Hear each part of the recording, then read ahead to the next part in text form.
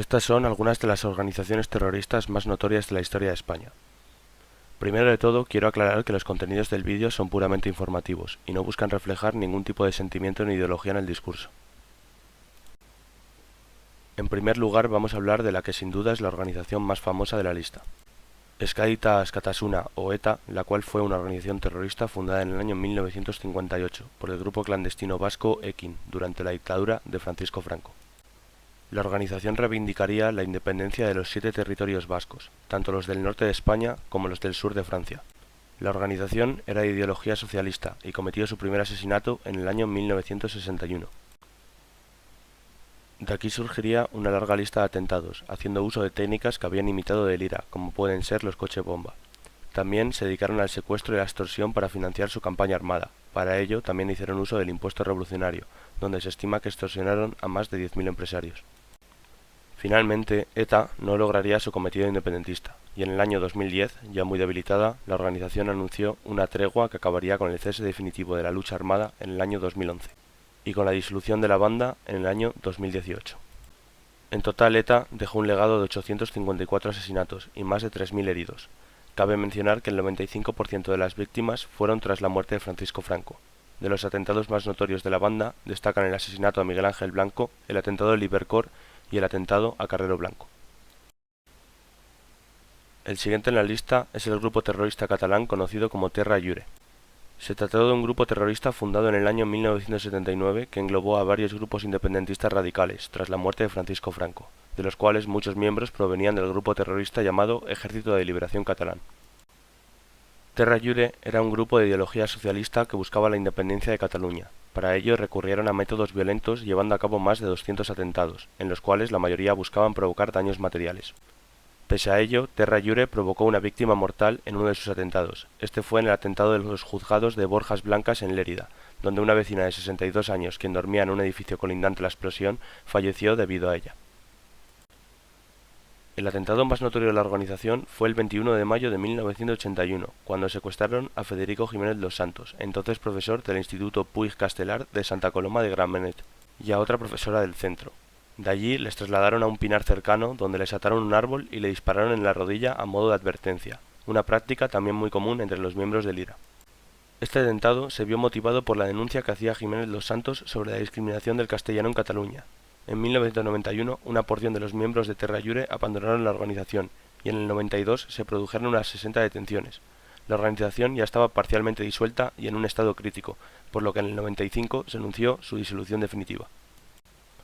El siguiente del que voy a hablar es del Ejército Guerrillero del Pueblo Gallego Libre, la cual fue una organización fundada en el año 1986, que era de ideología marxista-leninista. Esta organización buscaba la independencia de Galicia en un estado socialista, así como también reclamaba algunas regiones del norte de León. La organización realizó alrededor de 90 atentados, en los cuales tuvo como objetivos bienes materiales así como personas. Sus atentados comenzaron en 1987, donde su forma de actuar se basaba en robar explosivos de minas locales para después dinamitar principalmente sucursales bancarias. En el 88 sus ataques vieron nuevos objetivos, ya que ahora también atacaron a los cuerpos de seguridad del Estado, destruyendo varios coches de la Guardia Civil ese año. Además, ese año las autoridades españolas comenzaron a sospechar que mantenían contacto con la organización terrorista portuguesa Fuerzas Populares 25 de Abril, debido al uso de explosivos portugueses. En 1989 se cobraron su primera víctima mortal, en un tiroteo con la Guardia Civil, donde un agente resultó gravemente herido y otro falleció. Un año después, en el 90, comenzaron su campaña contra el narcotráfico, teniendo como objetivo a pequeños distribuidores. Este año trataron de llevar a cabo un atentado en una discoteca, posicionando una bomba que debía explotar cuando la discoteca ya estuviese vacía. Durante su instalación, algo provocó que la bomba explotara, resultando en la muerte de los 2 militantes que trataban de colocarla y de otra persona inocente, dejando a 49 heridos de gravedad. En 1991, el líder de la banda fue detenido, y la banda acabó por disolverse. Las autoridades españolas consideran que el grupo terrorista Resistencia Galega es el heredero directo, pero la existencia de este grupo, como una banda organizada, sigue estando en duda. El siguiente en la lista es el Grapo, o los Grupos de Resistencia Antifascista 1 de Octubre. Fue una organización terrorista marxista-leninista española fundada en Vigo en 1975, que buscaba la instalación de un Estado socialista y republicano en España. El Grapo es considerado el brazo armado del PCE, o Partido Comunista Español para quien no lo sepa.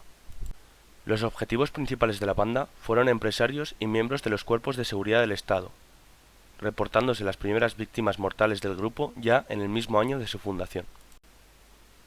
Durante la transición, su acción violenta aumentó, aumentando el número de atentados con explosivos y de secuestros.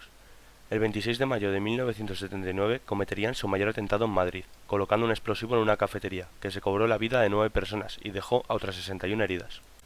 Cabe mencionar que este atentado nunca fue reivindicado por el grupo, el cual lo atribuyó a grupos de extrema derecha que buscaban deslegitimarlos.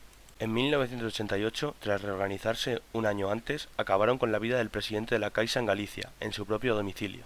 En 2006, el grupo se cobró su última víctima mortal, Ana Isabel Herrero, la mujer del empresario Francisco Colell, quien también resultó gravemente herido. El grupo nunca llegó a disolverse de forma oficial, pero su membresía sí que ha quedado completamente residual y no cuenta con ningún tipo de organización interna.